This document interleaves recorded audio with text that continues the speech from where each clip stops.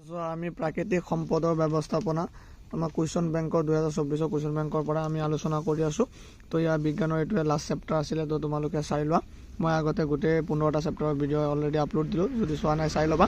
আৰু এইটোৱে লাষ্ট তোমালোকে চাই লোৱা। বৃহৎ নদীবান্ধ নিৰ্মাণৰ লগত জড়িত থকা সমস্যাসমূহ হ'ল, তেতিয়া ইয়াৰ হ'ব অপশ্যন ডিটো শুদ্ধ, 1 আৰু 2 দুয়োটা শুদ্ধ। মানে বৃহৎ পৰিসৰৰ শস্য পথাৰৰ হেৰুৱাবলগীয়া হয় আৰু বৃহৎ পৰিস্থিতিৰ বিনষ্ট হয়, এই দুয়োটাই শুদ্ধ। ইয়াৰ আগৰ প্ৰশ্নটো চাই লোৱা। তলৰ কোনটো নৱীকৰণ শক্তিৰ উৎস নহয়, তেতিয়া ইয়াৰ অৰ্থটো হৈছে জীৱাশ্ম ইন্ধনটো নৱীকৰণ শক্তিৰ উৎস নহয়। ইয়াৰ আগৰ প্ৰশ্নকেইটা তোমালোকে চাই লোৱা। এইকেইটা তোমালোকৰ 2, 3, 4 মাৰ্কৰ কুৱেশ্যন আছিলে, প্ৰিভিয়াছ ইয়াৰত অহা কুৱেশ্যন। তো তোমালোকে গোটেইকেইটা চাই ল'বা, এইকেইটা আনচাৰ কৰি ল'বা। তো ইয়াতে চাই লোৱা কুৱেশ্যনকেইটা মই দেখাই দিওঁ।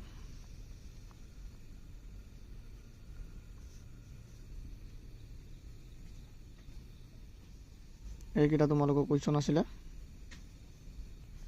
তো এইকেইটা কুৱেশ্যন চাই লোৱা। এইখিনিলৈকে আছিলে প্ৰিভিয়াছ ইয়াৰৰ কুৱেশ্যন আহা, আৰু কিছুমান সম্ভাৱ্য প্ৰশ্ন উত্তৰ দিছে MCQ। তো এইকেইটাও যদি পাৰা চাই ল'বা লগতে।